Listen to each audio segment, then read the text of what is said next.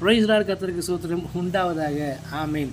ஆதியில வார்த்தை இருந்தது, வார்த்தை தேவனிடத்தில் இருந்தது, வார்த்தை தேவனாய் இருந்த வசனத்தின் பிரகாரமாக கர்த்தர் வார்த்தை அனுப்பி வார்த்தைக்கு அந்த அளவுக்கு வல்லமை கொடுத்துருந்தாருங்க. ஆதியில பூமியை வந்து ஒழுங்கும் வெறுமையும் ஒழுங்குமா இருந்துச்சான். அது எப்படி படைச்சாராம் கர்த்தர்? வார்த்தை அனுப்பி பகல் உண்டாகிடுவது, வெளிச்சம் உண்டாகிடுவது. வார்த்தை அனுப்பி என்ன பண்ணாராம்? சகலவித மரஞ்செடி கொடிகளையும் புற்பூண்டுகளையும் மிருக ஜீவன்களையும் கடலுள்ள மீன்களையும் என்ன பண்ணாராம்?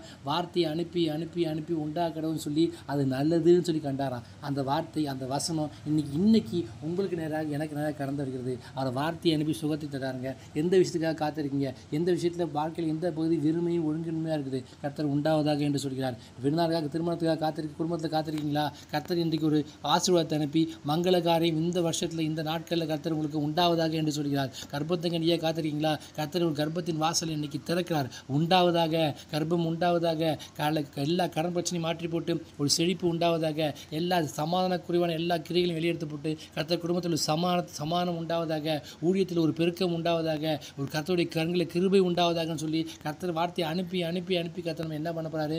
வாழ்க்கையே நிரப்ப போறாருங்க. நித்தியமாக கர்த்தர் நிரப்ப போறாருங்க.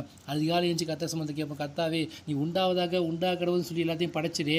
அதே போல என் வாழ்க்கையில் சமாதானம் உண்டாவதாக, இயேசு கிறிஸ்து நாமத்தில் விடுதலை உண்டாவதாக, இயேசு கிறிஸ்து நாமத்தில் சுகம் உண்டாவதாக, இயேசு கிறிஸ்து நாமத்தில் வியாதி மறைவதாகன்னு சொல்லி அறிக்கையிடுங்க. அந்த வார்த்தைக்கு அவ்வளோ வல்லமை இருக்குது. வசனத்தை இரவும் பகலும் வேறு தியானமாக இருக்க மனுஷன் பாக்கியவான்னு சொல்கிறீங்க இல்லையா?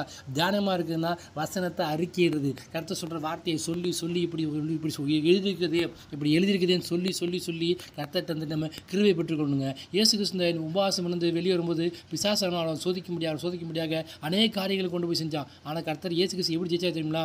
இப்படி எழுதியிருக்குதுன்னு சொல்லி வசனத்தை சொல்லி ஜெயிச்சார்.